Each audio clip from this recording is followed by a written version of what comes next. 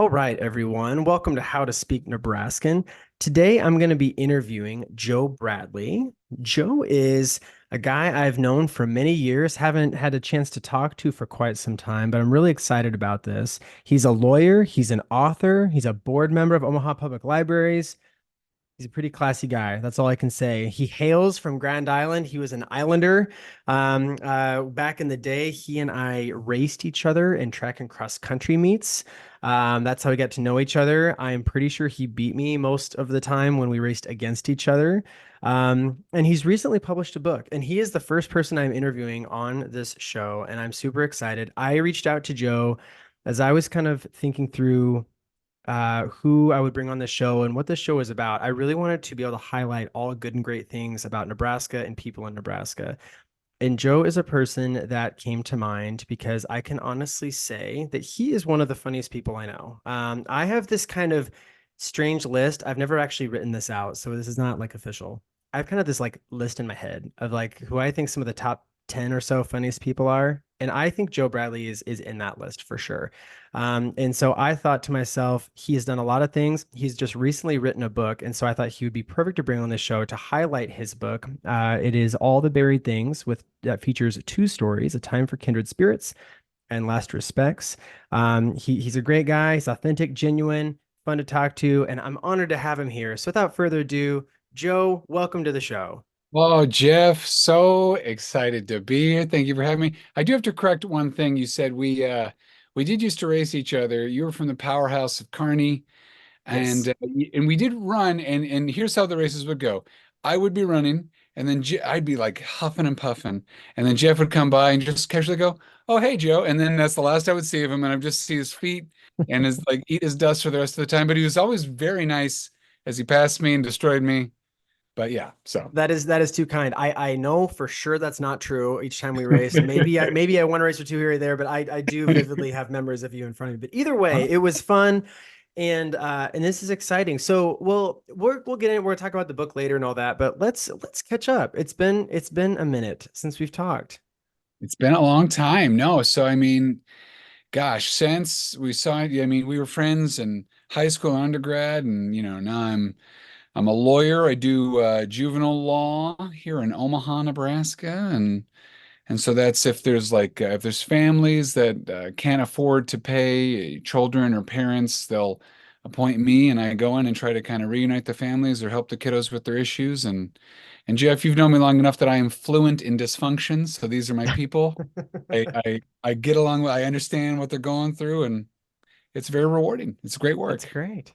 What's it like being a lawyer, Joe? Because here's the deal. We met through our dads who are lawyers. You followed in your father's footsteps as in terms of being a lawyer.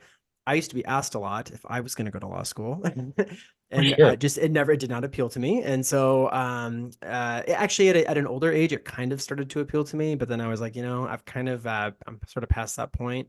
But what's it like? I mean, there's different types of lawyers, but how would you, if somebody were to say, what's it like being a lawyer? What would you say?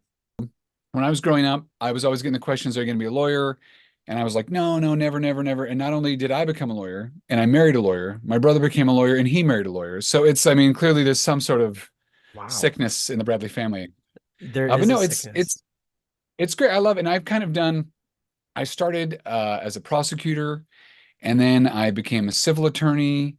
And then I was, at a big fancy law firm. And then I opened up my own shop. So I've done all the different kind of nooks and crannies that you can do. And I mean, being your own boss, I mean, this is probably not shocking, is the way to do it because all my employees love me. It's just me. And There you I go. I get along well with everybody, but no, it's fun. We can lawyers we like to say that we're the nerdy kids that read the back of the board game, so we know how you're supposed to play. But you know, but Yeah. So that's interesting. So well, congratulations on opening on doing your own thing and yeah, and having your own, what should I say, your own law firm? Is that the way to say yeah, it? Or yeah, how would it's or your own it's a firm. practice? It's been open 10 years now, if you can believe it. Wow. Well, Hmm. congratulations. Well, thank you, Is sir. that is opening First off, that's great. You're right. Get along with everybody. I'm glad that you saying it's the way to go, but I'd imagine you have to be pretty self-motivated Well, and there's a it lot of was that stuff. it was very daunting thinking about it because I never took any like business classes. I never thought of myself as like an entrepreneur or anything like that.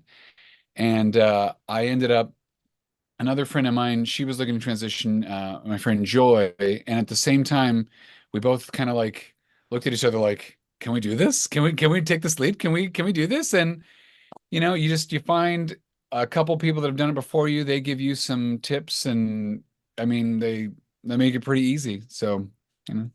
That's awesome. Well, very cool. Um, you seem to have a lot of passions. So, I gotta say, so here's another thing, Joe. Lawyer, author, you have a way of posting things on Facebook that makes your life look very exciting. Would Oh, you well, say that is it no. as riveting as what I'm seeing every No, day? Or no, it is, I mean, anytime when I love when I post anything about my family, because my wife is pointedly not on Facebook, but all of her coworkers who are my friends are. And so like she'll come home, she'll be like, "So what did you post today? Everyone just came by my office and your husband's so funny. Oh my gosh."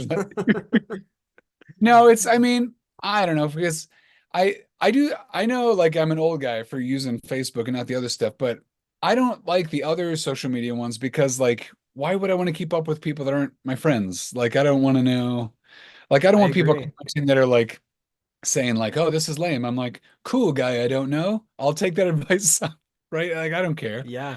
But no, I people have told me they're like, "Oh man, looks like you have a lot of fun." I go, "No, I only post the fun stuff. I don't post like, all the lame stuff." So it's Right. Yeah. definitely Who does that? yeah, like I don't want to I post. I would agree. My daughter has gotten, so here's what's funny. My daughter, before she got a cell phone a couple years ago, she used Facebook kind of automatically gave everybody like this Instagram account when they bought Right, Instagram or something. So I right, right, had right. this kind of Instagram account that I didn't even really start, I don't think, or maybe I did and just didn't do anything with it. She ended up like totally taking it over on my phone. So it looked like it was me, and it had a lot of people that I knew followed me or whatever, but my Oh daughter no. did it all. She did it all. And I wouldn't even look at it. I didn't even think about it. And once in a while, my sister-in-law, she still does this occasionally.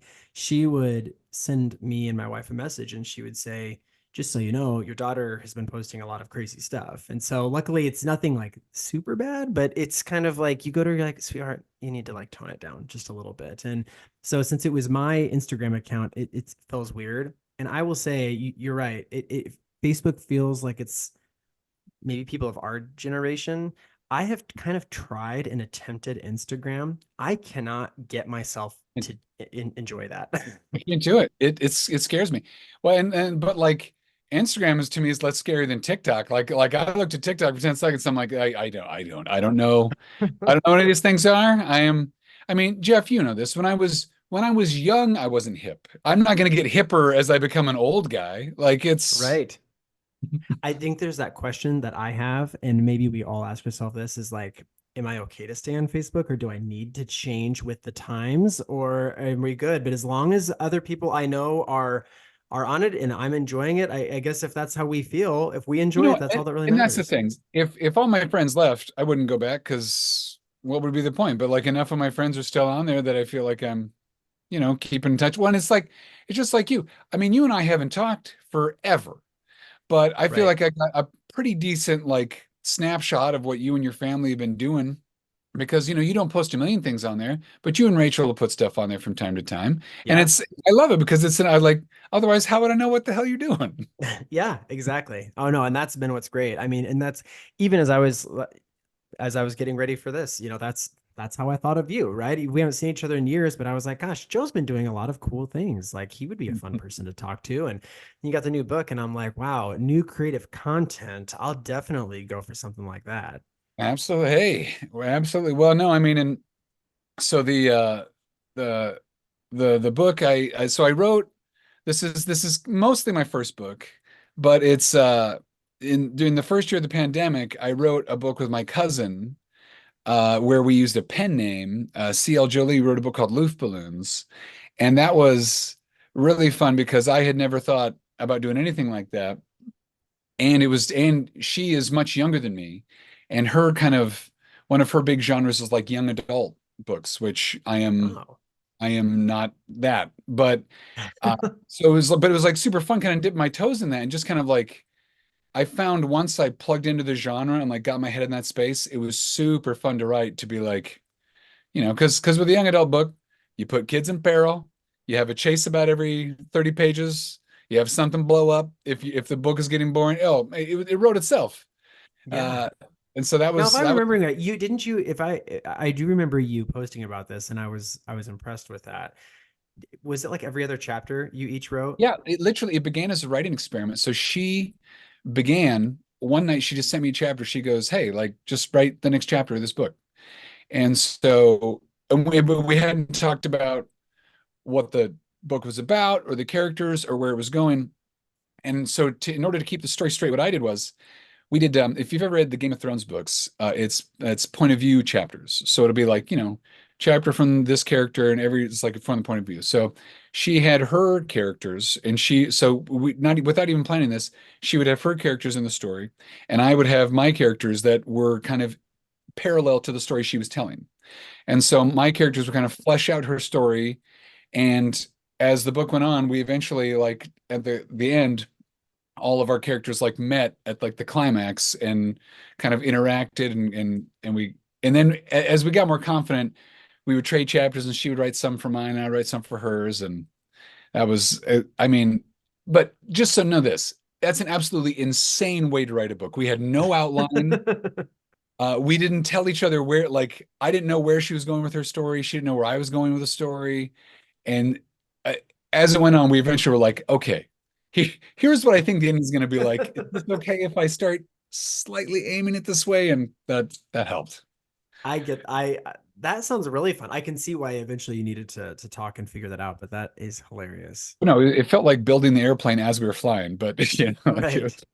Did you publish that book? Like, did you like get it printed and yeah. everything too? Oh, do I have a copy right here? Oh Yes. wait, do you? Love Balloons. balloons. Okay. Okay. No, so yeah, and it was the same as I did with the current book through, Amazon self-publishing. And then so with the other one, I thought I had kind of ticked that box of like I wrote a book, but then, my ADD mind starts wondering, like, I did that with her, but she's a great writer. So she was doing a lot of the heavy lifting. I'm Right. like, could I do that on my own? And could I do it where I like actually outlined the story this time, where I kind of had more of a roadmap in a different genre? And the answer is yes, dot dot dot, but very slowly. Right. How is it writing? I mean, being creative is so fun and freeing, but it can be very hard because you're like trying to like think about, you're starting something literally from scratch, something that does not exist, and you're conceiving all these ideas, and then you could go literally in any direction with it. And so, what was kind of your process to kind of put this story together? And by the way, I'm Well, referring to A Time for Kindred Spirits. I'm assuming that's the bigger story of the two in your. yeah, no. So in the two last respects, that was another that was the short story in there, and that was more of just I wanted to pick a real location, and I picked this random town in North Dakota, and I wanted to do a lot of research on that town, just geographically and like culturally, and just see if I can do a story in that setting that made sense and use the geography. And just because Awesome. I've got some friends that are authors, and one of my friends, Tracy, writes these books set in Chicago, and she's only been to Chicago a handful of times, but she does a lot of research, so it feels like she's in Chicago. And so, yeah, that was it. Ended up becoming this kind of like revenge kind of mystery story, and that was fun. But just to see if I could do it. But with A Time for Kindred Spirits, that I don't know about you, but I get these little stray ideas, and I kind of had all the beats in my head of that story because I wanted to do, again, my two favorite authors of all time are Stephen King and H.P. Lovecraft, and I wanted to do a story where the first half of the story is all Stephen King, and the second half of the story is all H.P. Lovecraft, and see if it made any sense. Now, I'm not Oh, certain. that makes so much sense. Well, yes, you're right, because I've got the book here, Yeah, and you're because right, it because takes a hard right turn. Oh boy, does it. I did not say that. Yes. You're right. But okay, that makes so much sense now that you say that. Now that I'm, because yes, you're right. It's very, you open up the cover, dedicated to Stephen King and H.P. Lovecraft. I love it. You say, you have both scared the hell out of me since I was a kid. I thought a story could be entertaining or art. You showed me it could be both. Yeah. So yeah, I mean, I kind of had things beats I wanted to hit, and I wanted to, I wanted to have my favorite things about the Stephen King books are, you always have this great protagonist that's trying to help, and there's all these supernatural elements going on, and kind of a town in peril. He does nobody has a good town meltdown, or kids in danger like Stephen King. But then like Lovecraft is much more like there are beings out there that like are so powerful to us they would be gods, and to understand what they're doing would drive us to madness, and just all like time is a flat circle, like all sorts of like crazy stuff in there. And I just wanted to spin out and see how far I could go out into the ether. And I mean, I I'm just happy that it didn't just fizzle out into like just complete nonsense. Yeah. Okay. I'm so glad to hear you say that because you're right. That what you read in the second half is not what you read in the first half. Oh And no. so the fact that you did it inspired by these authors, that is very fascinating. Okay, so something I was going to ask you about, and again, I know I don't want to. So okay, a couple of things about this. This takes place in East Bend, He's Nebraska. been By the way, I assumed that it was not there was no East Bend. I mean, anyone from Nebraska, again, but for Nebraskans listening to this, will generally know there's a North Bend and a South Bend. I'm assuming that that's why I made an East Bend. that was your I assumed that was your inspiration. Did you research those communities at all or other No, no, communities? no. Well, and so this is in any of my Islanders, and some of my Islanders have shot me messages. They're like, "This is just Grand Island." And it's basically just Grand Island. But I wanted to. It's a very Stephen King thing. I wanted to get creative with the geography and like the history, and some of the places that I use aren't quite right. And instead of people writing me going like, excuse me, the Conoco Cafe doesn't have that, I just want to do kind of like in the first like 10 years of Stephen King writing, he made Castle Rock, Maine, and it was basically a couple different Maine. The next book that I'm thinking of, just for fun, I'm going to set it in East Bend, during a different Okay. time period, and just for no other reason than to be a silly person. Yeah. I love it. I love it. That is awesome. Um, so I appreciate that because you're right. The town, I appreciated how you made the town a significant role in the story. It's almost like a character in a way, I felt like too. Just the way you have kind of it sets the mood. I was gonna ask Hmm. you, I hope this isn't giving away like much. So I want to ask you about the gloom a little bit. The gloom in the story. Oh yeah. It's this stuff that hovers. What inspired you to come up with the Well, and, gloom? and I By don't the think it's but giving you away because it's well, because it's it's pretty well, central to yeah, the it's not giving story. anything away because and well, and it comes out in chapter one. So spoilers Right. for chapter one of the book. There's right. And so do you want to say Uh, what the gloom is real quick? If a person's listening to this and yeah. they've So read it? the gloom is a kind of a malignant spirit or force that connects to it connects to like some of the town's children, if uh, they are going to die or be in danger. Um, and it seems to only attach to children that are like, I think what do we say, 5 and under, 6 and under, something, Yeah, so six very and young under. Uh-huh. children. Yeah, 6 and under. And no humans can't see it, but Finn, the protagonist who's a ghost, can see it on these children, and realizes that unless he steps in, something, and he never knows what, could be a car accident, could be a fall from a tree, is going to hurt these children. And if he's able to protect them during that time period, they will survive. Now, how he protects them is once this gloom, whatever it is, attached to the children, then they can see spirits. So then they can see Finn. He can talk to them, be like, "Don't go over there. Stay out of traffic. Don't do this." Um, and yeah, so I mean that's what that is. I got the name from and this it's kind of a an Easter egg for some of my workout buddies. I'm in an exercise group here in Omaha called F3, stands for Fitness Fellowship and Faith. And Oh, we I know some always run. people in that here in Lincoln, so That's right. And it's a lot of fun. It's got me in shape. good. But we call the gloom is what we call like we'll meet you in the gloom. Like it's always early morning and it's always gloomy out when we meet. So I'll see you guys in the gloom. So I thought that would be a fun little for all my F3 nerds that picked up the book to see that. Oh, I like that. Yeah, I mean, it was interesting. I was really trying to picture, yes, this main character, Finn Laszlo, he is a ghost in the book from the get-go. I mean, it opens up that way. Died in 1995, and it's just kind of this traveling spirit around the town. I can't even figure out why he's a ghost and why others who die are not necessarily ghosts. He's encountered one farmer like person who is not very relatable at all, so he doesn't really talk to him. And then befriends this other young woman, Emily, and they are the main characters in this story too. So was as you were figuring these characters out and then trying to tie Stephen King with your other HP Lovecraft was the gloom what you needed to tie these two pieces together? Oh yeah, no, it's I mean I definitely had where I wanted to be with point A and where I wanted to be with point B, and it had to be something fantastic and very supernatural to be that connective tissue. Because yeah, again, as we kind of talked about in the second, it goes big into the well, I mean, when that's just and that's even the question, like, is it supernatural? Like who's Right. to say we at the end there, not to give any spoilers away, but that was always kind of an H.P. Lovecraft thing was like what's that expression?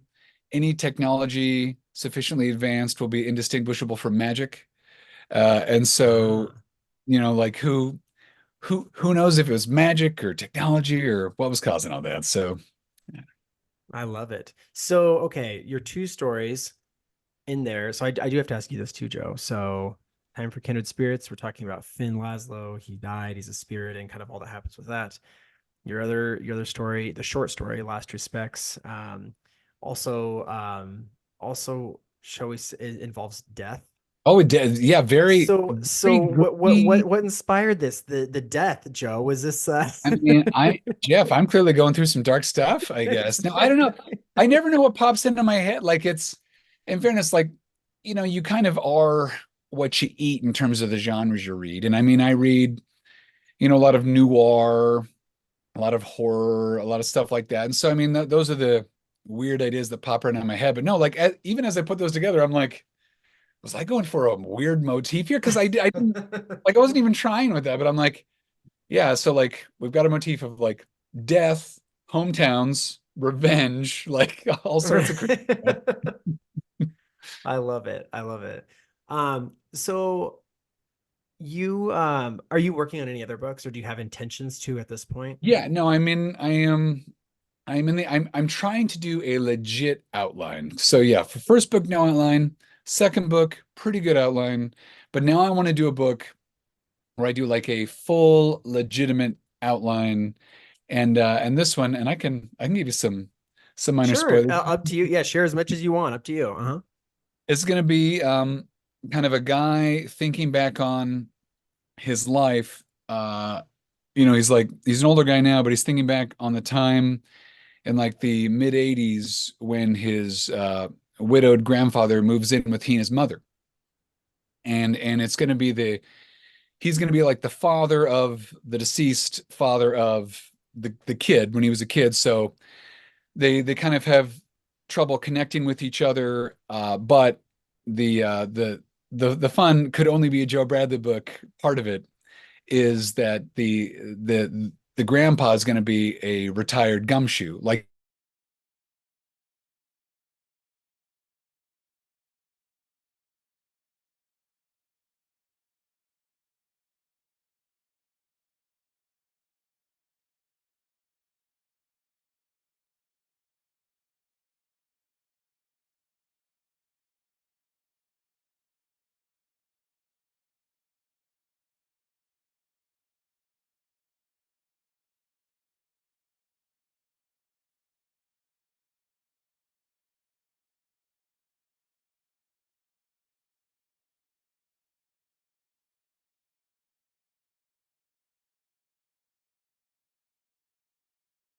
variety, like retired and very old, but they're going to connect because there's going to be like a cold case from the 1940s that comes back up that he and the grandson are going to try to solve together, and that's going to kind of be what bonds them through the story.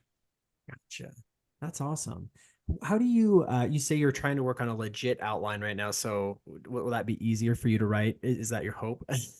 Jeff, I certainly hope so because I couldn't make it any harder for myself. Well, because literally how I wrote the last one is, I'm sure like you, my kids have like 10 million practices a week. Oh yeah. And I would just go and I always wanted it to be fun. I never wanted to feel like work. So I would only let myself do one chapter a week. And literally I would just sit there watching my daughter play soccer, typing away on the laptop, and that was it. And it was slow, but I liked it because the idea, like the story could marinate for a whole week before I moved on to the next part. Yeah. And so, you felt like I really had cooked it up into something I liked by the end, but I want to do a better job of like character outlines beforehand because I don't I don't want my characters to surprise me anymore. I want to know what they're gonna do. I want to know because it's crap. I now I gotta go back and rewrite all this stuff because I made this character do that and that wasn't consistent with this, and now I want it to be easier, Jeff. I get that. So Joe, I have a book that I'm not even ready to share yet because it's so much, but it I have a book that Excited about it. I have been trying to work on honestly. So I started an initial I just looked the other day because I have it saved in like this Google Drive thing. And I put some dates on it of like when I was starting to type notes. The other day I looked, or like a few weeks ago, right before like around Christmas, January 4th, 2014. I had some initial like notes on this. And I might have even wrote notes prior to that. I don't know, but I know at least 10 years ago I started this and I put it off for a couple years. You don't think about it, or you go and you write something else down. And every once in a while I've like put these thoughts together. And this last year, I would say, not even last year, even like last year, 2 years ago, I had a year and a half ago, I had COVID and I started writing more stuff out. And the last, I would say, like couple of months, I have really started flushing this out more. I don't know what it is. Now, Maybe it's my inspiration of this podcast and I feel more creative, but that's kind of what I've been doing. now, when you say you're writing, like, is this just a major outline? Are we talking chapters? What are we getting? Great question. And I think that's my challenge. So right now, I've done a little bit of everything. So I tried to before just kind of lay the context. Well, I'll just say what it is. It's basically it's kind of about like hometown Kearney. I'm going back to K Town on this. And I'm trying to make it kind of fun, kind of wholesome, kind of I don't know. I'm still putting that together, but I have sometimes outlined my characters. I actually think I have my main characters already figured out. So I've got my main person. I've got the love interest. I've got Ooh. I've got a little bit of the antagonist figured out. I've actually listed some names out. I've written a little bit about them. And what I tried to do recently was start typing the story in the form of like just very short, like as if I was talking, if I knew what it was about, as if I was in one page going to say, this is what generally happens. This person does this, then this happens, then this happens, and then start to expand it. I've started that essentially. Now, so this sounds like maybe like a coming of age type story? Yeah, a little bit. I don't know, Joe. First off, let me put it this way: you are much more read than I am. No, no, no. Like I just I for me, my head always goes to like I my brain thinks of it like I'm a Hollywood pitch guy. Like Yeah, this meets this.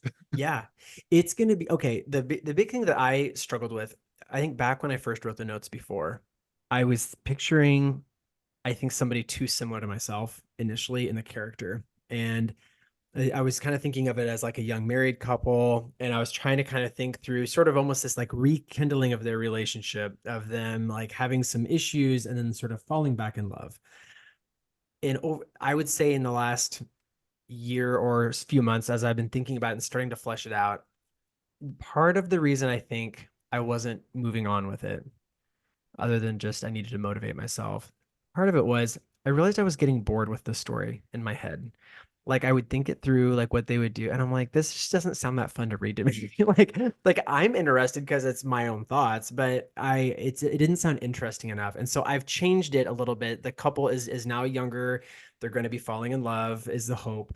But there's a lot of kind of issues with it, in terms of like his occupation and the kind of their background story, and so I'm trying to make it to where there's just more fun. It's just more interesting. I think that's where I'm at now. So I've actually kind of sketched out some like events that happen in it where it kind of leads into something that actually happens. That's kind of where I would say I'm at now. But boy, is it early. Well, no, and it's always tough because there's a few mantras I always live by when it comes to stuff like that, and it's one is again shockingly a Stephen King quote, but it's and not literal, but it's kill your precious ones, or whatever it is. It's like if you have people in your story that you're protecting, take off the guardrails. Like let bad things, let life happen to them, and the story will just kind of come naturally, right? Because that's conflict leads to interesting things.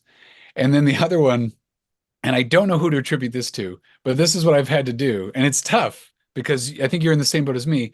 You have to write as if your family is dead because you can't be like you can't be like, oh, what's Papa Beaver's going to think about this one? It's That's down true. that path like madness. Yeah, That because is a I really good advice. I like that. yeah, it's because I'm like because at first, yeah, like when I'm writing, I'm like, I know Ralph and Gail are gonna read this, and I was like, what? No, I just gotta write. It's gonna be when and I got so my my nephew, my nephew John Bradley, he read he read the book. He was out here for New Year's and he read it all in one day, like traveling back home. Good for And him. then he picked up Loof Balloons when he got home. And you've read some of the stuff. John's younger. Some of the stuff might not be 1,000% appropriate, but I mean, I think you gotta kind of have that. But I was laughing because his mom texted me, and as he's reading the first couple chapters of Loof Balloons, she hears him say to himself, "Ooh, a swear word." I love it. I'm like, Yeah. well, what are you gonna do? You're like, it's nothing he's not going to hear or hasn't heard already. Let's be Oh real. yeah, look, I've heard this kid. I'm sure there's some swears. Right, exactly. I like that advice. I think, to be honest with you, even in doing this podcast, there's a little bit of a self-conscious thing of like what would other people think when you interview people or whatever, how you sound or whatever. And you're right, in a way, there has to be a point you just say, you know what, it doesn't matter. Like, who cares? Like, if I'm going to do this, I'm going to do this. Oh yeah, no. Look, what I loved about your first episode and just even how you're doing it, like the what makes this podcast great is you. Like it's people aren't going to tune in. That's the great thing. Nobody that doesn't like you is going to tune in. So everybody that tunes in is going to That's like true. what they're hearing. That's a good point. Yes, you're right. You're trying to develop like a relationship with people essentially, and so and flaws included, right? Because we all know that we got them, and so it's all good. I always try to tell my wife when she points out some of my flaws, I go, those are features, not bugs, babe. This was as advertised. You knew what you were getting. This is as good as it gets, man. I know that is actually because how long have you been married now? Oh man. We got an anniversary coming up. Don't get me in trouble here, Jeff, with your editing. Let's see. I No, it's believe okay. it was I've actually the had to think this through before too. I get that. the winter of 2008. Yes. We'll say the winter 2008. So let's see. What does that put us at? That's In 16 years. 16 years next week. Okay. Okay. I love it. I felt like I needed to give you a multiple choice. Well, it's so tough too because I my wife Allie is wonderful, but she is so against. She doesn't like to celebrate birthdays. Not a big Christmas. Like doesn't care for romance or anniversaries. And so like if I do like some big thing, she'll be like, hmm. But like over the years that my remembering muscles have gone down because if she doesn't give a crap, I mean I'm a dude. I sure don't give a crap. Exactly. That's funny. So, but then it's tough because people will be like, "What are you doing for your anniversary?" I'm like, taking my kid to basketball practice. I don't know, like nothing. Right, exactly. No, I get that. No, because what you were saying was you're like, this is as advertised. And what's funny is, it is funny to watch like younger couples sometimes, or just couples that are first starting, and you picture yourself when you were there, and as advertised, certain things that are maybe cute or something that's very endearing about a person after you've been married a while, it changes sometimes. Oh, we know, Jeff, every time, I mean, your intro where you're like, this is Joe Bradley, the funniest guy that I've ever met. Like, Right. there is not a week that goes by that someone does not come up to me and Allie and like, oh, Allie, your husband is so funny. You must just laugh and laugh. And she's like, no, no, I don't. I've heard everything, man. I don't. It's funny in a soundbite. You should try it every day, all the time. Yeah, it's the Joe Bradley show. Ha ha ha. It's so great. I love that. I love that. That's You know, I, hilarious. I've often, I would love to be a fly on the wall with you two because, again, folks, you don't know this, but like Jeff and Rachel were two of my absolute favorite people, and the fact that like these two got together, I'm like, this would just be like me going back and forth, being like, oh, I think you're awesome. Oh, I think you're awesome. Oh, like just like what it would be just a love fest watching you guys go back and forth. It's great. So Joe, it's funny you say that. Yes, you're right. Because you came out to our wedding in Illinois, and it was strange how you and I had been friends, which by the way, I'm just gonna say this to you. I don't know if I ever said this to you a long time ago. You and I were gonna be roommates in college. And then I Yeah. remember, and I joined a fraternity, and then we never You were roommates. look, you got to go for school. It's I no big did. I do. And I will say this, while my fraternity experience was great, I made some good friends and it was awesome. I will say there is always that piece of me that when I think back, I feel like I did miss out on something. But in life you have to make a decision in one way Jeff, or the other. here's my plan, and I think we can get Rachel and Allie on board with this. When we get to our doddering old age, we're just going to join the same old folks home. And so you and I will be out there playing Sega and NES. Like we'll catch up. We'll catch up. That's true. Okay, we'll just make sure it happens. I like that. We'll bookend it. It didn't happen at the beginning, and it can conclude that way. I like it. That's a great idea. That you so you know another thing, Joe. Before we kind of wrap up here shortly, is and I have had to remind my wife this. I don't. She kind of vaguely remembers the first movie that my wife before my wife and I were dating, but we kind Oh, of knew each other. We were campus visit tour guides. That's how we met. The first movie her and I watched together in a theater. Do you remember that you sat between us? oh no. Was I the Did Joe you? Block? Yeah, you were the Joe Block. You were. So, do you remember when What on movie? I don't even campus? remember. I remember this because I don't because at the time when her and I were starting to date, it was more fresh. It was in the movie or in the theater, the Sheldon at the Sheldon Art Gallery. Do you remember they showed the movie Meet Joe Dirt Oh God, I do with remember David that. Spade? And I remember there was this big that auditorium probably holds around 300 people. We were waiting outside in line. You and I don't remember if you and I went there together or happened to run into each other. I don't remember that. I do remember you and I sitting next to each other though. Well, because that was one of those like we would get in the movie for free. It was like a sneak preview, right? And it was like, Yes. yeah, yeah. Yeah.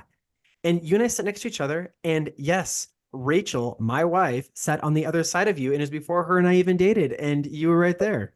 Look, she had good taste in friends. What can I say? What can I? Well, no, I guess that was because it was so because I knew both of you, but it was totally like in parallel, like never the twain shall meet. And then when Right. when you guys are dating, I'm like, worlds collide. This is great. Yeah. It's what I remember her telling me after we were shortly after we started dating and everything. We knew you and all of this stuff too. And she told me how she was at your place like studying because you were in journalism college together. So you would study together for your classes. And she told you that she liked me and that her and I were, shall I say, talking. I don't know that we used that term back then, but her and I we were talking, and she said that you were excited, and you were like, "I know Jeff. I'll call him." Like that's what. How do we got to make this happen? Let's go. Yes, exactly. So yes, that was our junior year of college that we started dating. It's hard to believe that, and then we got engaged the next year, our senior year, and actually coming up this May is 20 years for us of 20 marriage. years. A couple lovebirds. Well, look, I'm glad we tail ended that with me like helping you guys get together as opposed to like, hey, you guys enjoying this movie? Pretty good movie, huh? Bet you wish you could sit by each other. Yes, exactly. Luckily, that was not yet a thought in our head. It wasn't gonna, it wasn't to be until later on. I don't even, and so, yeah, it's funny. So it's funny how we had that connection. You made it out to Peoria, which I'm glad because here's the deal, Joe. Me being from Nebraska, her being from Southern Illinois by St. Louis, we lived in Peoria at the time, Central Illinois, and so we did not know a soul from that area, and so everyone had to travel, and so only a few of the special ones like It was a yourself great came out. time. I've got somewhere. You want to see a timestamp picture? I'll have to hunt this down and get a copy to you. But this is a picture that literally could have only taken place at a specific time and place. Uh, it was Rachel and her roommate. I had just begun working at Blockbuster Video, and that alone tells you when that could have been. And I think she lived out near there somewhere. They were on the way to a flapper party, question mark. I don't know because they were like Okay. dressed as flappers, and they came in and we had some promotion going on. So I have a picture of like Rachel on one side, the roommate on the other, and me in my really crappy Blockbuster shirt wearing like Shrek ears because we were promoting Shrek or something. And I'm like, wow, talk about the most time-stampy, weird, nerdy picture that could ever be. Oh, that is funny. I don't know if I feel as though I don't know if I've seen that picture. I feel as though I've seen a picture of you and her like with like a group of people. I don't know. That is if you find that, please send it to me, like a Yes, picture I'll of it. send it I your would way. love to see that. Well, Joe, that is awesome. So just like again, because I know this show is going to get millions of listeners, Oh, okay? So, I mean, yes. yes. For anyone all the buried things, you said Amazon Books. It's on Amazon Books. There's some talk of an audio book, but since I am a one-man production department, that'll be a long time in coming. So don't hold your breath. Buy the book if you want to read it. I like there's talks of it with your producer, aka the guy in the mirror. Is that you? Is that AKA me, AKA the voice talent as well. I like it'll be like the thing goes up if it was ever like on video and it's just like directed by, written by, produced by Joe Bradley. Joe Well, and Bradley. and actually my cousin who I wrote that first book with, she's a much better writer, and she's like now trying to get like going about the official way that makes more sense of getting like a an agent and all that stuff. And I'm like, oh, I don't care. I'm just writing this for like my 50 friends that want to read it, and then I just move on to the next thing because it's just my hobby. Exactly. I love it. Well, congrats on getting it done though. It's cool. It's a cool accomplishment to actually get it done and in print and holding it in your hands. That must be a good feeling. So It's definitely for a uber book nerd like myself. It's like, ooh, I did a thing. This is exciting. yeah, yeah, that is awesome. Well, Joe, this has been so much fun talking to each other. Absolutely, buddy. Thanks for having me. Well, if I've got a few other nerd categories, so if you ever need like a backup nerd for some, like if we're doing Nebraska runs of facts, if we're doing car hinge Ooh. trivia, like I'll always come back. Okay. I might take you up on that sometime. The car hinge trivia. Ooh, I love and it. I'll wait to say it off air, but I got some ideas for some future interviews for you too, some other folks. Oh, do you? Okay. Please send them my way. So no, really appreciate it here and so good to have you on the show. Thanks, Jeff.